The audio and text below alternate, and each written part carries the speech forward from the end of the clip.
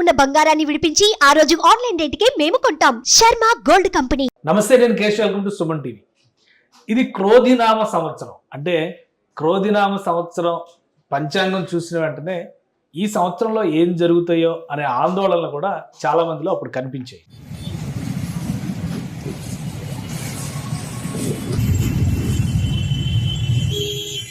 ఇప్పుడు కొన్ని ఘటనలు చూస్తుంటే అది నిజమవుతున్నాయా అనిపిస్తుందా? వాస్తవానికి జ్యోతిష్యానికి తేడా ఉందా, లేదా చాలా దగ్గరతనమే ఉందా?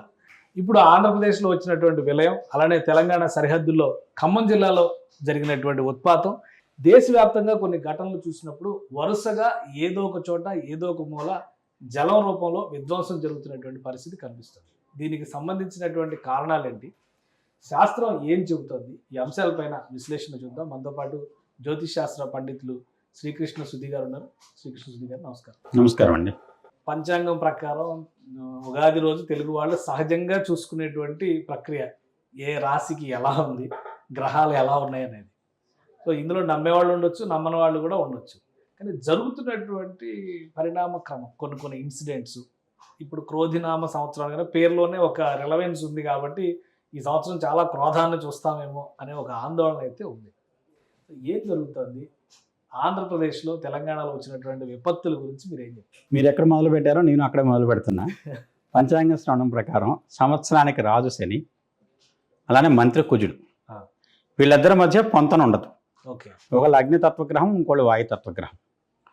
ఈ అగ్నితత్వగ్రహం, వాయుతత్వగ్రహం, అలానే పంచభూతాలు ఒక 5 సంవత్సరాలు ఒక్కొక్క పంచభూతం వరుసగా పరిపాలిస్తూ ఉంటుంది. జలతత్వానికి సంబంధించినటువంటి 5 సంవత్సరాలు ప్రస్తుతం నడుస్తున్నాయి. గత 2 ఏళ్ళు, ఇంకా 3 ఏళ్ళు ఉంది. ఈ సంవత్సరంతో కడుపుకొని ఇంకా 2 ఏళ్ళు ఉంది. ఇది 3వ సంవత్సరం, తర్వాత ఇంకో 2 సంవత్సరాల పాటు ఉంటుంది. ఇది ఏమిటి అంటే నీటి ద్వారా జరిగేటువంటి ఉపద్రవాలు, విపత్తులను సూచించేటువంటిదిగా చెప్పచ్చు. ఒకటి ఇంకా విశేషం, ఎప్పుడూ లేని విధంగా ఈ సంవత్సరంలో వరుసగా 5 గ్రహణాలు ఉన్నాయి. మార్చ్ 2023, 24, ఏప్రిల్ గడిచిపోయింది.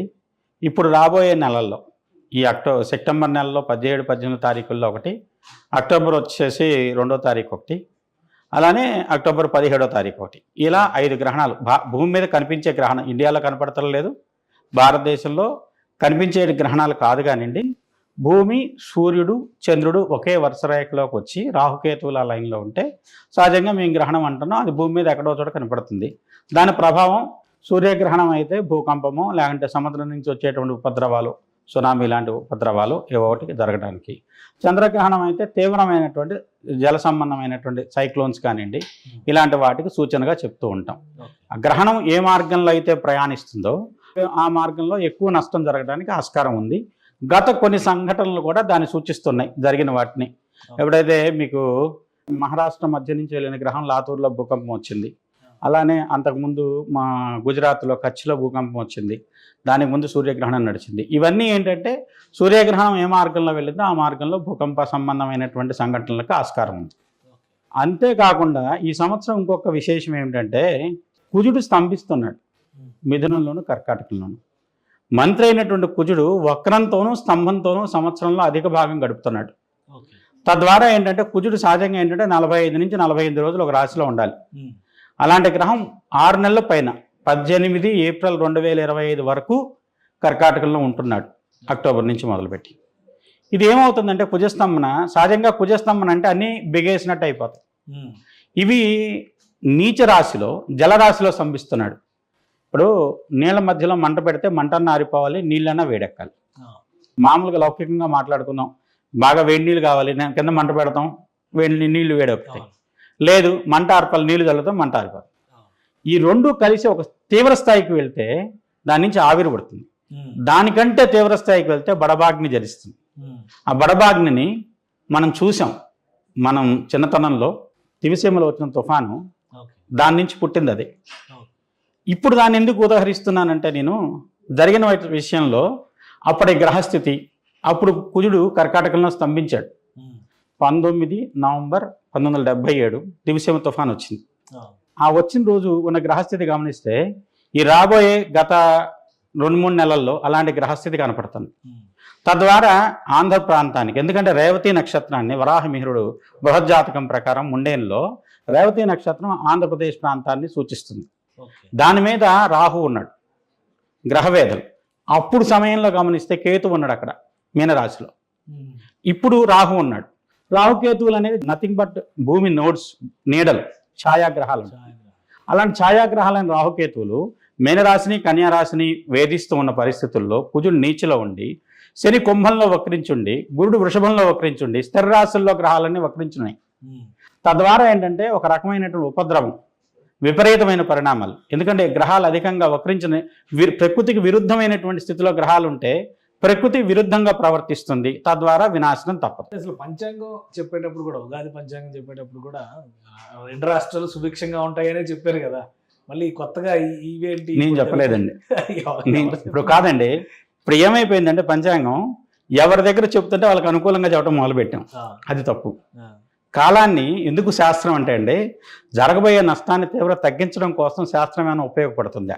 అవి హెచ్చరికలు ఏం చేయకుండా మీరు చెప్పించుకుంటున్నారు కాబట్టి మీకు బాగుందని, ఇంకెవరో చెప్పించుకుంటున్నారు కాబట్టి వాళ్ళకి బాగుందని చెప్పే విధంగా శాస్త్రం చెప్తే దీనికి ఉన్న పరమార్థమే పోతుంది. కానీ దీనికి ఉన్న హేతుబద్ధత ఏంటి? ఇప్పుడు ప్రతిదానికి ప్రశ్నించేది ఏంటి? సైంటిఫిక్గా లేదు, ఇది వాస్తవాన్ని నమ్మడానికి లేదు, ఇవన్నీ అజంప్షన్స్ అనేటువంటి వాదన ఒకటి ఉంది బలంగా.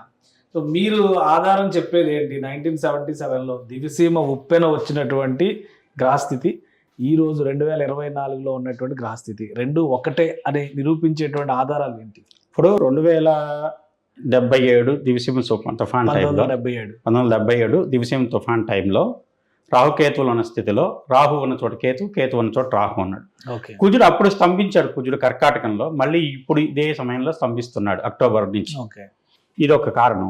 దాంతోపాటు ఏంటంటే మిగతా గ్రహస్థితుల్లో కొన్ని ఇక్కడ గ్రహాలు, అప్పుడు సింహంలో ఉన్నటువంటి చోట శని ఉన్నాడు సింహరాశిలో, ఇప్పుడు దానికి ఆపోజిట్ రాశిలో శని ఉన్నాడు.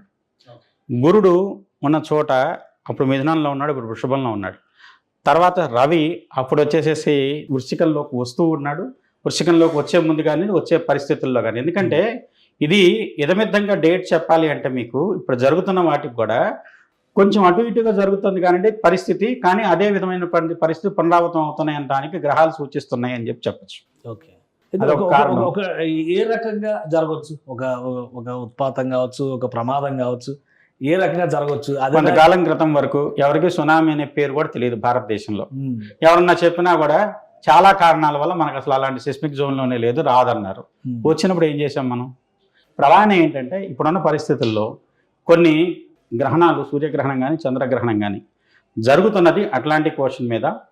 తర్వాత వచ్చేసి మనకి కింద ఉన్నటువంటి పసిఫిక్ హిందూ మహాసముద్రం మధ్య రేఖ ఏదైతే ఉందో, అంటే మీకు ఒక రకంగా ఫిలిప్పీన్స్, ఆస్ట్రేలియా మధ్య ప్రాంతంలోను, సౌత్ అమెరికా మీద నుంచి అలా గ్రహణాలు నడుస్తున్నటువంటి పరిస్థితి.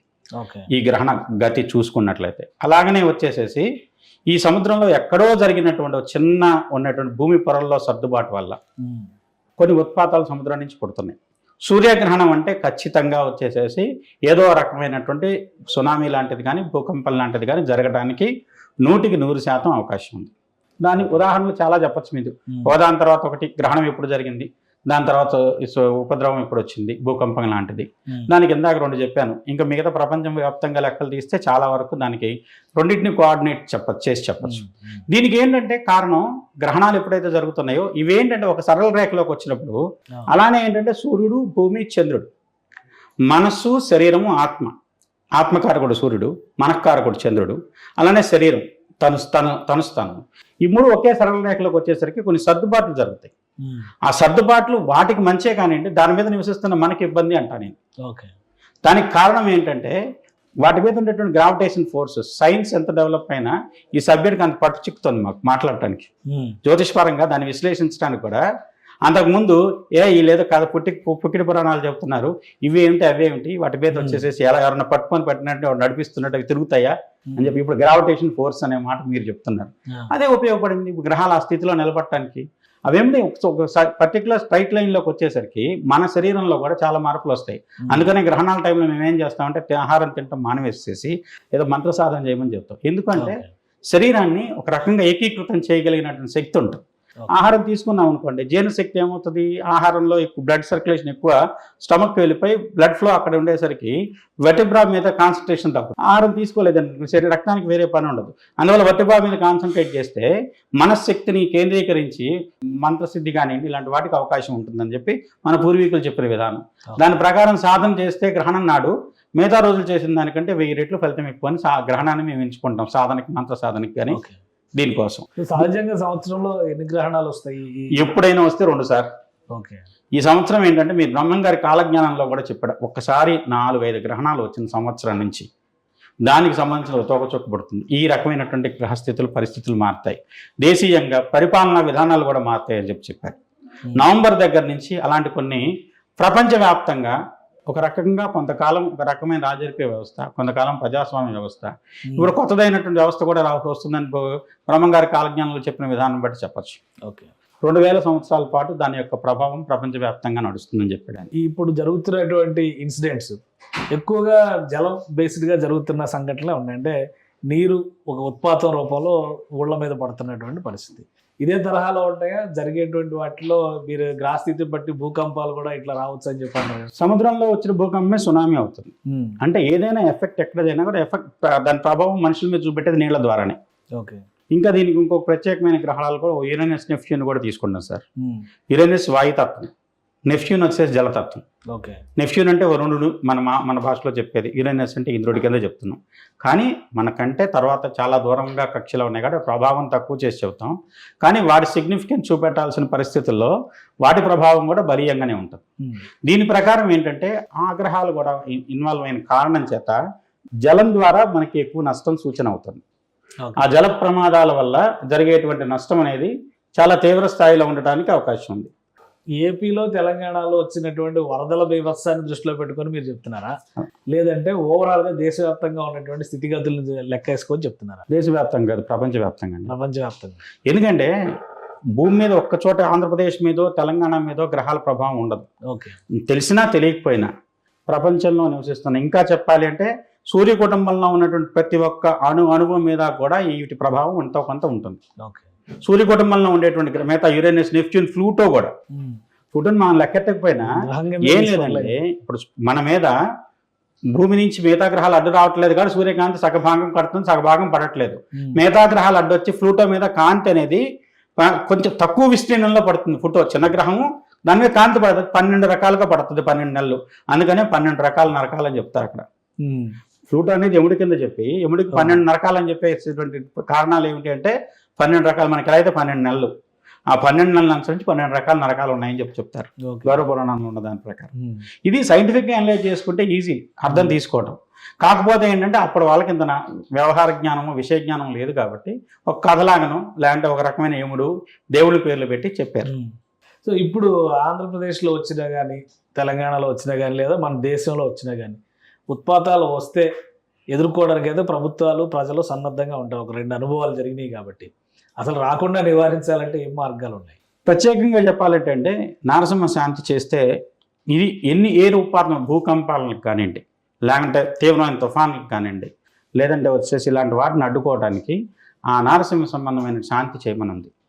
దూర్వ యుక్తంగా, తర్వాత వచ్చేసి గుడూచి అంటే గరిక, తర్వాత తిప్పతీగ, వీటితో కలిపి ప్రత్యేకమైన విధానంలో హోమం చేయాలి. కోట్లు ఖర్చు పెట్టమని ఎక్కడా చెప్పలేదు. దానికి చేయడానికి ఏంటంటే చాలా మనకి అందరికి కంపల మీద దొరికే తిప్పతీగ అండి, అలానే గడ్డి ఎక్కడ పడితే అక్కడ మొలుస్తుంది.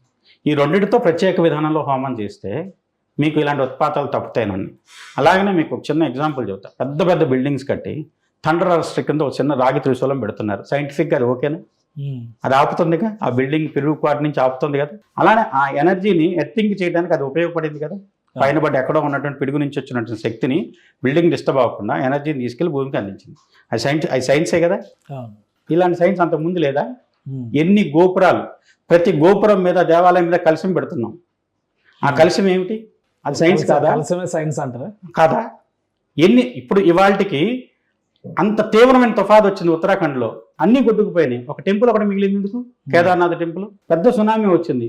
రామేశ్వరం కానీ, సముద్రంలో ఉన్నటువంటి తిరుచెందూరు దేవాలయం, ఒక్క చిన్న ఇటుక ఏమైనా డిస్టర్బ్ అయిందండి?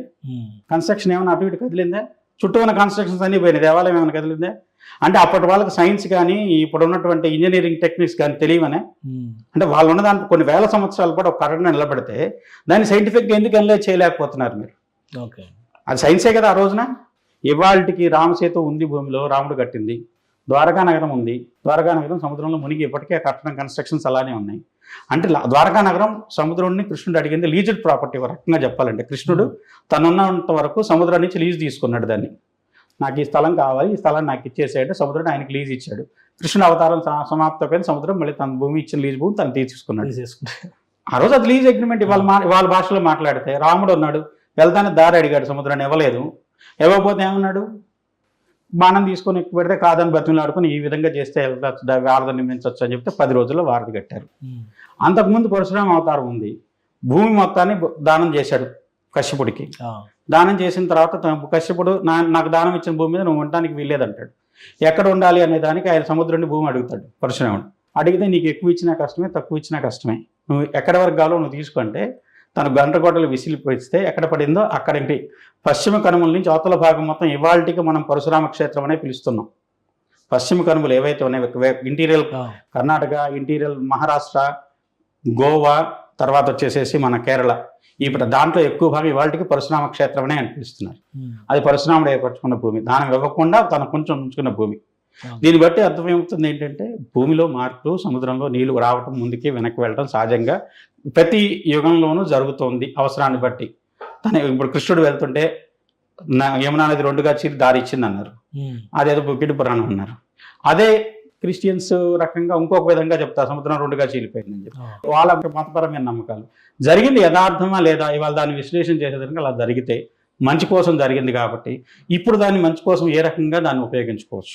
ఒకటి ఇప్పుడు మీరు దివిసీమ ఉప్పెనతో పోల్చారు. దివిసీమ ఉప్పెన చాలా పెద్ద ఉత్పాతం. అది ఒక విధంగా చెప్పాలంటే అసలు మన తెలుగు వాళ్ళ చరిత్రను కదిలించినటువంటి సంఘటన అది. అంటే ఆ స్థాయి ఉత్పాతాలు ఇంకా జరుగుతాయనా, లేదా ఇప్పుడు జరుగుతున్నటువంటి సంఘటనలను దృష్టిలో పెట్టుకుని దాన్ని పోల్చి చెప్పారా? కాదండి, సంఘటనలతో నాకు సంబంధం లేదు. నా శాస్త్రానికి సంబంధం గ్రహస్థితితో సంబంధం. నేను జ్యోతిష పండితునిగా అప్పుడున్న గ్రహస్థితిని ఇప్పుడున్న గ్రహస్థితికి సిమిలారిటీస్ విశ్లేషణ చేసుకుంటున్నాను. ఓకే, అప్పుడున్న గ్రహస్థితిలో ఉన్నటువంటి స్థితిలో కుజుడు నీచులో ఉన్నాడు. ఆ తర్వాత అదే రాశిలో కుజుడు నీచులో ఇన్నాళ్ళకి వచ్చాడు. ఈ సంవత్సరం జరుగుతుంది. తర్వాత గురుడు అప్పుడు వృషభంలో ఉన్నాడు, అప్పుడు వక్రించున్నాడు, ఇప్పుడు వక్రించాడు, వక్రిస్తున్నాడు. రేపు ఇంకా జరగబోయే 2-3 వారాల్లో జరగబోయేది. శని వక్రించున్నాడు, ఇప్పుడు శని వక్రిస్తున్నాడు. ఇలాంటి గ్రహస్థితి అప్పుడు మీరు గమనించితే కనుక 19 నవంబర్ 1977 వచ్చింది. ఇప్పుడు ఏంటంటే ఇది కొంచెం 26 ఆగస్టు నుంచి కుజుడు ఎప్పుడైతే వృషభ రాశిని వీడి మిథునంలో ప్రవేశించాడో అక్కడి నుంచి కూడా ఒక రకమైనటువంటి వాతావరణ పరిస్థితులు మారింది. వాయుతత్వ రాశులు అగ్నితత్వ గ్రహం, అలానే జలతత్వ రాశులు అగ్నితత్వ గ్రహం. ఈ 2 రాశుల మధ్య ఈ సంవత్సరం మొత్తం కుజుడు పైకి కిందకి తిరుగుతున్నాడు, వక్రిస్తున్నాడు, మళ్ళీ ముందుకు వెళ్తాడు, మళ్ళీ వక్రిస్తున్నాడు. ఈ రకమైన గ్రహస్థితి వల్ల కుజుడు కర్కాటకాన్ని తర్వాత మిథున రాశిని శోధిస్తున్న వేధిస్తున్న కారణం చేత తీవ్రమైనటువంటి జన నష్టం, తీవ్రమైనటువంటి విపరీతమైనటువంటి ప్రమాదాలు సముద్రం నుంచి కానీ జలం నుంచి కానీ రావడానికి ఆస్కారం ఉన్నటువంటి గ్రహస్థితి. దీనికి తోడు సూర్యగ్రహణం. ఓకే, ఎప్పటి వరకు ఉండొచ్చు ఈ ప్రభావం? నేను అనుకోవడం అక్టోబర్ 2 తర్వాత ఒక 15 రోజులు 20 రోజులు అటు ఇటుగా, లేదంటే ముందు కూడా 15 రోజులు. ఎందుకంటే గ్రహణం రేపు సూర్యగ్రహణం 17వ తారీఖు ఇక్కడ చంద్రగ్రహణం కూడా ఉంది. అది ఇండియాలో కనపడదు, కానీ దాని ప్రభావం అనేది ప్రపంచవ్యాప్తంగా. ఎందుకంటే ఈ ఇద్దరు శని కుజులు ఇద్దరు రాజు మంత్రి అయిన కారణం చేత స్థితిగతులన్నీ కూడా ఒక రకమైన అస్తవ్యస్తానికి దారితీసేవి. అది వ్యవహార పరంగాను, రాజకీయ పరంగాను, ఆర్థిక పరంగాను, ఇంకా చెప్పాలంటే భారతదేశ రాజకీయ పరిణామాలు చాలా తీవ్ర స్థాయిలో ఒక రకమైనటువంటి పెద్ద కుదుపుకు గురయ్యేటువంటి సంఘటనలు జరగడానికి కూడా ఆస్కారం ఉందని చెప్పచ్చు. అంటే ఎప్పటిలో మీరు అన్నదాని ప్రకారం అక్టోబర్ 2 నుంచి అనుకోవచ్చు. అక్టోబర్ 2 నుంచి అప్పుడు నవంబర్ 15 నవంబర్ 2 ఒక నెల రోజుల గడువు, నెలన్నర అనుకోవచ్చు. ఈ నెలన్నర 2 నెలల కాలంలో దేశ చరిత్రలో మార్పులు దానికి సంబంధించిన సంఘటనలు జరగచ్చు. ఓకే, రెమెడీస్ అంటే అందరికీ వర్తిస్తుందా, లేదంటే ప్రభుత్వాలు అయితే ఇలాంటి బాధ్యతలు తీసుకునే అవకాశం ఉండకపోవచ్చు, దేవాలయాల్లో వాటిలో చేసుకునేటువంటి వెసులుబాటు ఉండొచ్చు. ఇండివిజువల్గా ఏం చెప్తారు దీనికి? ప్రతి వ్యక్తి నరసింహస్వామికి సంబంధించిన ఆరాధన కానివ్వండి, లేదంటే భూమికి సంబంధించినటువంటి దాంట్లో ఏదైనా సరే మనం భూమికి సమర్పిస్తే 1 ఇస్తే 10 ఇస్తుంది భూమి. గింజల నాట్యం, ఒక విత్తు నాట్యం, అలాంటి విత్తులు కొన్ని వేలు వస్తాయి ఒక మొక్క నుంచి. అలానే ఇంకా పెద్ద వృక్షం అయింది అనుకోండి కొన్ని లక్షలు వస్తాయి. అలానే భూమికి మామూలుగా ఇక పెద్ద గొప్ప గొప్ప చేయాల్సిన బెల్లం పానకం ఉంది కదా, అది భూమికి సమర్పించండి, భూమి నుంచి వచ్చే ఉపద్రవం తగ్గుతుంది. ఓకే. ఎందుకు మీకు ఆ విషయం ఏంటంటే, ఇక్కడ ఏదైనా లోహాలు తర్వాత ధాతువులు వాటిని ప్రభావితం చేసేటువంటి శక్తి మన యొక్క ప్రసాదాల్లోనూ నైవేద్యాల్లోనూ ఉంటుంది. మీ లలితా శాస్త్రం కనుక చేస్తే ఏ చక్రాన్ని ఏ విధంగా ఏ ఆహారంతో దాన్ని బలియం చేసుకోవచ్చు, మూలాధారం అయితే పులగన్నం అని, స్వాధిష్టానం అయితే దధ్యాన్నం అని, అలా ఒక్కొక్క చక్రాన్ని సాధించడానికి కానీ చక్రాన్ని బలియం చేసుకోవడానికి కానీ ఆహారాలు చెప్పారు. అదే ఇవాళకి దేవాలయాల్లో ప్రసాదాల రూపంలో భగవంతుడికి నైవేద్యాల రూపంలో జరుగుతుంది. అలాంటి వాటిల్లో ఉన్నటువంటి విశేషమైన జ్ఞానం, పాత రోజుల్లో ఏదైనా బావి పూడుస్తున్నాం, దాని నుంచి ఉపద్రవం రావద్దు, పెరుగన్నం వేసి బావిలో పూడ్చమని చెప్పేవాళ్ళు. ఎందుకు అంటే జలం అనేది ఒక శక్తి ఉన్నది. ఎనర్జీలో జలానికి ఉన్న శక్తి ట్రాన్స్ఫరబుల్ ఎనర్జీ. అంటే మన దగ్గర ఒక దుష్ట శక్తితో లాంటి నెగిటివ్ ఎనర్జీ కొంత ఉంది, దాన్ని అభిషేకం చేయడం ద్వారా భగవంతుడికి ట్రాన్స్ఫర్ అయ్యి భగవంతుడి నుంచి మళ్ళీ పాజిటివ్ ఎనర్జీ మనకు ట్రాన్స్ఫర్ అవుతుంది. దీనికి పరస్పరమైనటువంటి అవినాభావం సంబంధమే తప్పితే పూజల్లో ఉన్నది వేరే ఏం కాదు. అలాంటి స్థితిలో ఇదే పెరుగన్నాన్ని, ఇదే రకమైనటువంటి దీన్ని భూమికి నైవేద్యంగా పెట్టి భూమిలో ఎక్కడైనా గొయ్యి తీసి పెట్టేసేసి దాంట్లో ఈ పానకాన్ని కూడా పూసినట్లయితే భూమికి కొంత శక్తి వస్తుంది. ఇలాంటి ఉపద్రవాల నుంచి తట్టుకునే శక్తిని మనకు అనుగ్రహించి వ్యక్తిగతంగా. ఇప్పుడు సైంటిస్టులు కూడా అదే చెప్తున్నారు, భూతాపం పెరిగిపోతుంది, వాతావరణ కాలుష్యం పెరిగిపోతుంది, తగ్గించండి అంటున్నారు. మీరు చెప్పేదానికి దానికి ఏమైనా తేడా ఉందా? భూతాపం తగ్గించడం, నరసింహస్వామికి పానకం ఇస్తామండి, లేదంటే ఏదైనా పూజ చేస్తాం, విష్ణుకి పానకం నైవేద్యంగా పెడతాం, పెసరపప్పు నైవేద్యంగా పెడతాం. దీంట్లో ఉద్దేశం అదే. ఎందుకంటే మనకి సలవ చేసే ద్రవ్యాలను పెరుగన్నం కూడా అలాంటిదే. ఇప్పుడు బాగా ఖడ్గమాలు చేశారు, పెరుగన్న నైవేద్యం పెట్టండి లేకుంటే వచ్చేసి ఆ ఎనర్జీని మీరు తట్టుకోలేరని చెప్తాం. వీటిలో ఉన్న అంతరార్థం అదే చేయమంటున్నాం. అంటే ఒక రకమైనటువంటి ఎనర్జీ బ్యాలెన్స్ కింద ఉపయోగపడే వాటిని మనం గనక భగవంతుడికి సమర్పించి, ఇక ఏముంది భగవంతుడు తీసుకుంటున్నాడా వాటిని మనమే తింటున్నాం, దాన్ని అలా తినకుండా దాంట్లో ఎక్కువ భాగం కొంత భాగం తీసి భూమికి పెట్టండి, అలా వదిలేసి ప్రకృతిని చూడండి. ప్రకృతి ఇవాళ ఒకప్పుడు రోజుల్లో అండి ప్లాస్టిక్ అనేది 20వ శతాబ్దపు విప్లవం అన్నారు ప్లాస్టిక్. ఇవాళ ఆ ప్లాస్టిక్ వల్ల జరుగుతున్న ఎంత అనర్థమో చూడండి. ప్రతి వ్యక్తి క్యాన్సర్ కారణం ప్లాస్టిక్, ఆహారంలో కలిసిన దానివల్ల జరుగుతున్న నష్టం. అలానే ఇవాళ ఏ ప్రకృతి విరయంలోనూ ప్లాస్టిక్ క్యారీ బ్యాగుల వల్ల జరుగుతున్న నష్టం ఏంటో మీరు చూడండి. అది దాన్ని విప్లవం అనాలా, నష్టం అనర్థం అనాలా చెప్పండి మీరు? ప్లాస్టిక్ని ఇవాళ మనం ఎక్కడ చూసినా, నేను ప్లాస్టిక్తో మమేకమయ్యే జీవిస్తున్నాను, మీరు ప్లాస్టిక్తో మమేకమయ్యే జీవిస్తున్నాం, కానీ దానివల్ల ఎంత అనర్థం జరుగుతుంది. మనం ఏ బాధ్యత తీసుకుంటున్నాం? సరే అవన్నీ చేయలేం, ఇవైతే చేయొచ్చు కదా, ఒక 10 నిమిషాలు సంబంధించిన దాంట్లో చేయండి. ఏమన్నా భగవంతుడు ఆయన స్పందించి మనకి ఏదన్నా కొంత నష్టాన్ని మన వరకు, లేదంటే మనం బాగుంటే మన ఊరు బాగుంటుంది, మన ఊరంతా బాగుంటే మన ప్రాంతం బాగుంటుంది. అలా ఒక్కొక్కటి వ్యక్తి శ్రేయస్సులోనే సమాజ శ్రేయస్సు ఉంది. దాన్ని అర్థం చేసుకుందాం. మన శ్రేయస్సు కోసం ప్రయత్నం, అదే సమాజ శ్రేయస్సు కింద మారుతుంది. ప్రతి వ్యక్తి ఆ విధంగా చేస్తే సమిష్టి సంకల్పం అవుతుంది. సమిష్టి సంకల్పం వ్యక్తి సంకల్పం సమాజ సంకల్పం కింద మారి మొత్తం విశ్వ సంకల్పంగా వేస్తే దానివల్ల జరిగేటువంటి ఫలితం చాలా అద్భుతమైన ఫలితాలు వస్తాయండి. Right. Thank you Srikrishna Sudhi గారు, మీ అభిప్రాయాలు తెలియజేసినందుకు. ఇది గతంలో ఒక 40 ఏళ్ల క్రితం జరిగినటువంటి ఉత్పాతం, దివిసీమ సందర్భంలో ఎలాంటి గ్రహస్థితులు ఉన్నాయో, దివిసీమ ఉప్పెన సందర్భంగా జరిగినటువంటి పరిస్థితులను అధ్యయనం చేసిన తర్వాత ఇప్పుడు కూడా అటువంటి గ్రహస్థితులే నడుస్తున్నాయి. కాబట్టి ఉత్పాతాలకి మరింత ఎక్కువ అవకాశం ఉందని శ్రీకృష్ణ సుధీ గారు విశ్లేషిస్తున్నారు. కాబట్టి తగిన జాగ్రత్తలు తీసుకుంటే వ్యక్తి శ్రేయస్సు ద్వారా సమాజ శ్రేయస్సు ముడిపడి ఉందని ఆయన విశ్లేషిస్తున్నారు. తగిన జాగ్రత్తలు తీసుకుంటే వీటిని నివారించే అవకాశాలు కూడా ఉన్నాయని సూచిస్తున్నారు. ఇది స్పెషల్ డిస్కషన్. Keep watching.